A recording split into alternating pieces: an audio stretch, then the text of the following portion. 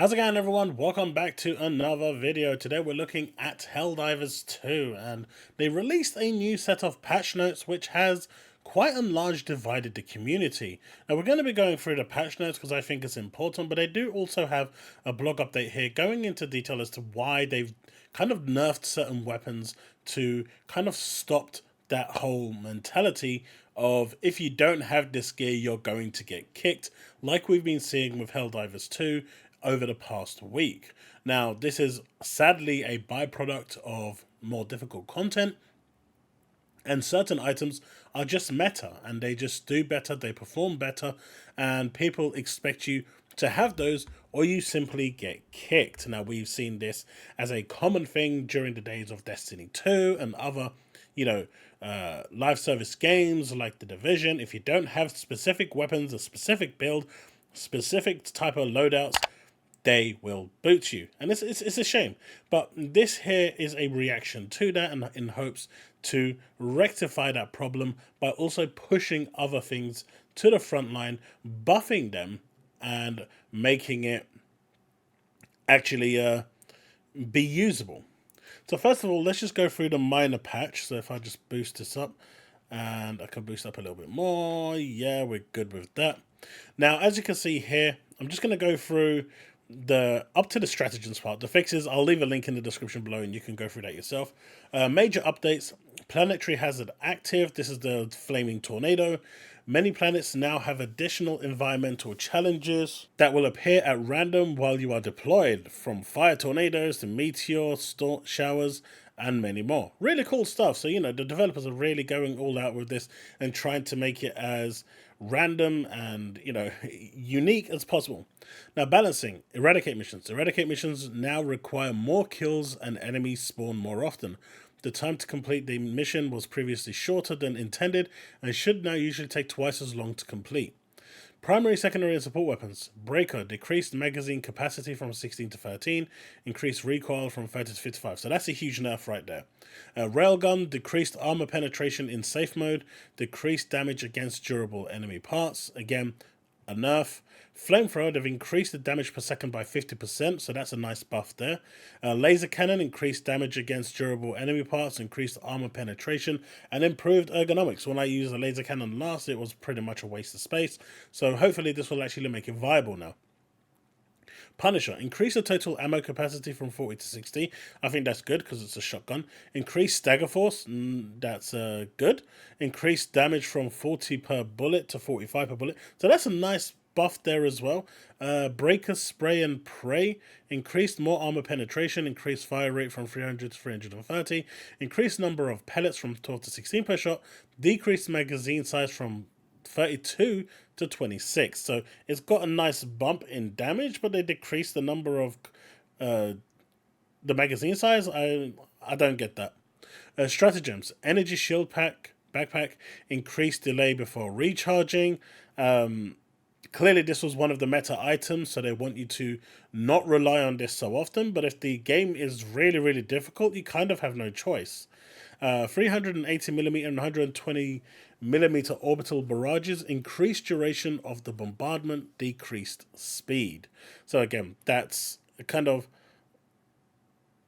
a buff, so it's actually attacking more, but it is going slower, so depending on how slow it is, enemies could get out the way.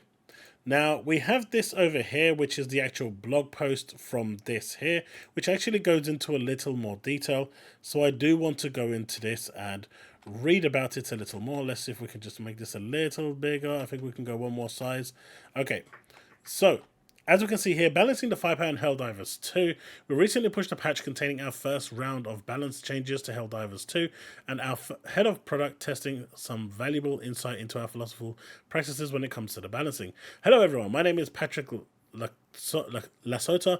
I was the designer of the first Helldivers, and I'm currently head of the product testing at Arrowhead. A bit of a grandiose title, but what it means is this context is that I'm responsible for the Arrowhead listens to feedback and balances its games. I'd like to talk about the changes we made in the patch and why. Primary weapons. So we're looking at this section here, the changes to the primary weapons. Now, first I'd like to speak to the general power of the primary weapons, many have commented that they aren't powerful enough and are unable to deal with the enemies either by the amount of ammunition required or their raw DPS. This is very much intentional. You need to rely on your stratagems and the stratagems of your team to deal with all the enemies effectively. So essentially, your primary weapons are designed to be weak. That was their sole purpose, because they want you to play this game strategically. This clearly tells you from the offset that this is not a game designed for solo play. This is not a game designed for really matchmaking, because if you're not talking or communicating or strategizing with your teammates, you're just not going to have a very good time. So it's clear now from this communication where this game is intended to go and who it's aimed for. So if you're not playing with a group of 3 or 4 friends, you're just not going to have the best of time. At least now we've got that clear. Either by Eagle airstrikes, orbital support weapons, or turrets. Some of your loadout teams should be tailoring their loadout to killing the weaker stuff more efficiently. This doesn't mean your primary weapon shouldn't feel good to use, but please understand that it is a primary only, in the sense that it's something you always spawn with, so it's never supposed to be that powerful. I have, since the game released, seen many who say don't nerf, only buff on other similar ideas. However, as a designer, I can tell you this is not a great idea, but I understand where the sentiment comes from. The reason why they say this, and the reason why I agree with the developer, it's easier to nerf 2 items than buff 50 items.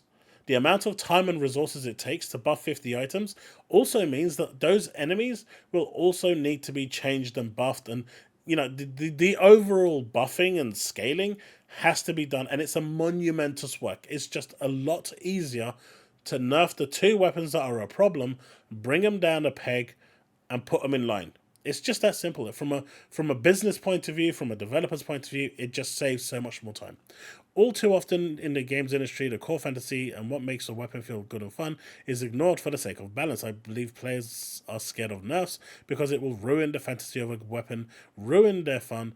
It is extra important to us to tread carefully so that we don't ruin fantasy and fun when we do nerfs. We hope you, our players, will tell us when we cross that line inadvertently. Let's take a closer look at the changes we have made for this balanced patch. SG255 Breaker. Now let's just get a recap on this. The capacity was reduced from 16 to 13, and the recoil was increased from 30 to 55. Breaker was quickly pinned down as the meta weapon, vastly overperforming the other weapons and being the best choice for all Helldivers, at least if YouTube is to be believed. Helldivers veterans will remember the Breaker from the first game and how powerful it was, something we have made an effort to mimic in this game as well. When we look back at the Breaker and the data we have on its usage, it's painted a picture of a well-liked weapon that was great at killing chaff, generally had a few more kills than the other weapons. It was, however, not necessarily better at making you succeed in a mission, and no real damage nerfs were warranted. The calculated total damage per magazine was quite high compared to other weapons, however, something that couldn't be reined in while reinforcing the intended fantasy. So that's good. They didn't touch the damage, it's just other aspects of it that they did touch to bring it more in line. The fantasy of the Breaker is powerful automatic shotgun that bucks wildly as you hose down targets in front of you. It should be deadly up close with high DPS, and its major drawback should be ammunition management and pacing your fire so as not to overshoot a target. Basically, manage your bullets, don't shoot from a mile away with a shotgun, make sure you're making every bullet count. To that end, we have lowered the amount of shells in each magazine and increased the recoil. SG8 Punisher is another really good shotgun that I'm aware of, and this one had the capacity increased from 40 to 60, so it's had a buff. It's had an increased stagger buff, increased damage from 40 to 45 pellets, so it's overall had a buff. The Punisher is a powerful pump shotgun that should hit hard, but be limited by its slow reload and fire rate, which it is. Its rounds reload always allow you to have constantly topped up and makes the ammunition efficiency fantastic. Unfortunately, the Punisher had a bug with only half ammo being picked up each time you pick up ammunition, making its supposedly great ammunition economy quite poor instead. It also had a weak impact when firing on enemies, often requiring multiple shots, even at shorter range. I did notice this, but it still took down enemies really, really quick. To bring it more in line with its intended fantasy, we increased the damage per shotgun pellet, the stagger amount, and the total amount of ammunition you can carry.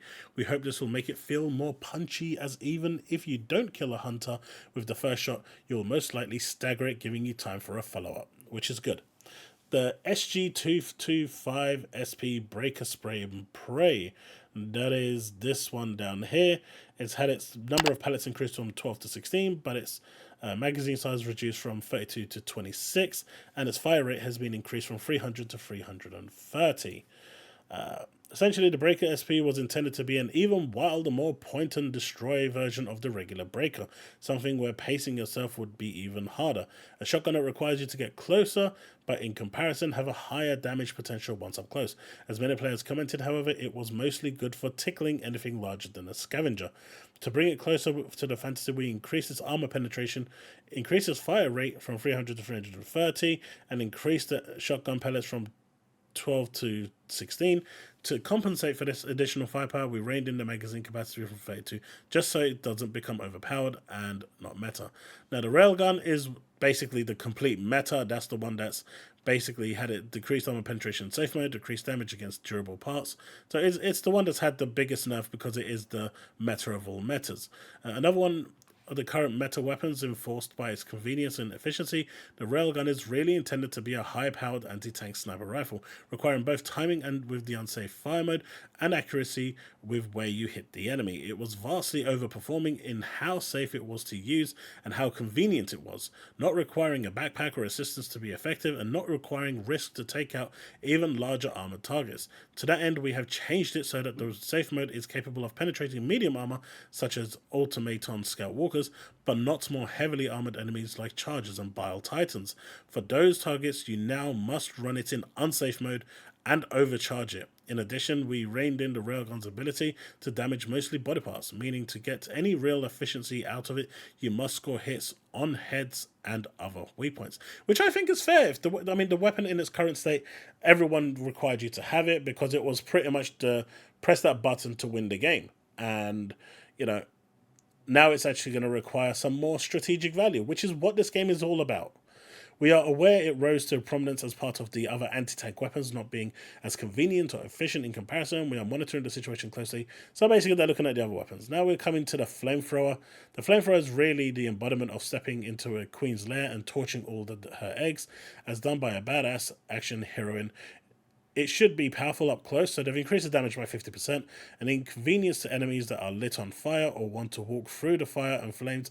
As many have commented, the flamer has felt a little too anemic, not outputting damage at the rate it was warranted by a weapon with a shorter range and large volatile. So they've basically increased it, hoping that this will actually make it better. Next we have the laser cannon. Our original intent was that the laser cannon has a role model of a machine gun, but with theoretically infinite ammunition. However, many players were somewhat disappointed by this role, expecting more armor penetration from the large drilling beam that it looks like, especially when looking at the orbital laser that can drill down and kill even the heaviest targets given enough time. Here we decided to side with the community and shift the laser cannon more towards the players' expectations with their fantasies. And as you can see here, it's increased damage against durable enemy parts, increased armor penetration, improved ergonomics. The laser cannon has gained additional damage versus massive body parts, increased armor penetration to make it capable of dealing with medium armor, and better ergonomics to make it easier to stay on target, as this is quite a major change from the original intention of the weapon. Please be prepared that it might change again in the future. So because they've pretty much drastically changed the weapon, and they've understood that the weapon pretty much to design wasn't working, they listen to the community, which I think is great, by the way. So it does show that it's a give and take situation here. They have listened to the community, so I think this is okay. I mean, I've heard a lot of feedback from this where people are really, really upset with the way this whole thing has turned out. This patch, it's really divided the community, but I think overall this is actually a good patch. The shield pack is safety at the expense of the back slot. Unfortunately, the safety offered up by the shield pack was a bit too great, essentially allowing you to ignore many mechanics that contribute to the fun of Helldivers, such as knockbacks, shockwaves, and giant explosions, obliterating you and your friends. To that end, we have increased the time the shield needs before it starts regenerating, if not broken quite significantly. This essentially means that you can't hide behind a rock for 5 seconds to get your shield back up to full. Instead, it will be degraded health bar until it breaks. When the shield breaks, it will take longer to regenerate, regenerated them before, but still significantly shorter than if it has not broken. To compensate for these extra times, the regen speed of the shield itself is near instant to max HP. This is only a partial solve in our minds for the shield pack, but it should bring it out from the must-have meta slot it has filled currently. Finally, we have the 120mm and 380mm barrages. The fantasy of these is an artillery storm denying entry to the area in which they are active and raining powerful shells on the target for a longer duration. They are primarily different from Eagle stratagems in that while the Eagle stratagems are fast to arrive and have pinpoint accuracy, these have a longer active time but are less accurate. They have, however, not delivered on the feel of being active much longer or saturated area denial effect. To bring them closer to the fantasy, we have decreased their scatter area and given them no extra salvo. They should still solve a different problem than the Eagles, but have more value now. In closing, I hope this gives you a greater insight into how we are thinking around balancing and why we make the changes we have. Happy Helldiving. And so that's pretty much the blog post that they have. So essentially what they've done here is very simple. They've taken the meta weapons, the items that are game breaking, like the shield, which that would basically allow you to recharge it constantly. Now it has to break, and then you have to wait for a longer duration for you to use it. It means that you can't just spam it and become invincible, which is what a lot of people have been doing. For some people, this might be a game breaker, but honestly, if you become immune to everything and every mechanic, it kind of gets boring. And sure, you have to get to that point to unlock the shield backpack, but there should be some consequences. It shouldn't be a press one button and it fixes everything. It's the same thing with like the laser cannon. They've repaired that. They've changed it based on community feedback. I'm quite happy about that. The flamethrower has increased by 50%. That is cool. The railgun was a press one button and you win. So they've actually changed that now to give it more value, to give it more strategic value, I should say. And basically not be the meta powerhouse that it was, that was making people kick other players just because they didn't have the railgun. The SG Breaker, Spray and Pray, and this Breaker are pretty much fan favorites from the original game. They have always intended to be these really good weapons, but they're quite happy with the damage output that they're doing. All in all, they've made other little tweaks here and there to basically nerf the weapon down a little bit, but not through the actual damage output. My guess is it's still going to be a damage nerf if they're actually reducing the capacity, because now you're firing 3 bullets less, and the recoil means that there is a chance that you could miss more shots. Essentially, that's it. You know, the Punisher has been buffed, the Flamethrower has been buffed, the Laser Cannon has been changed to call a buff, and, you know, to a certain degree, the 120mm and the 380mm barrages have been buffed to kind of bring it in line with what it should be. And they are listening to feedback. And, you know, this is evident by this post over here, where they say great feedback will bring to the team. And this is over here is just talking about the Eagle rocket pods and how, you know, they believe it should work and, you know, what effect it's having on the game. So overall, I think this is actually really good of the developers to be taking an active role and listening to community feedback and going by that. But if any weapon is in the game is going to get people kicked, it's going to get nerfed. So stop doing it. Even if it does mean that for that one game, your experience is going to be a little more difficult because person A doesn't have that weapon. It's okay. It's just one round. But kicking these people means that at the end of the day, it's going to get nerfed. So I think the reaction for this is way, way over. I think this is actually a pretty decent patch. I know it's divided the community because in my next video for Helldivers, we are actually going to be covering something else where the community is actually pretty divided on this. And it's crazy how this one patch has divided a lot of the community. I just don't get it, but we'll see how it goes. Anyway, that's the video. Remain legend.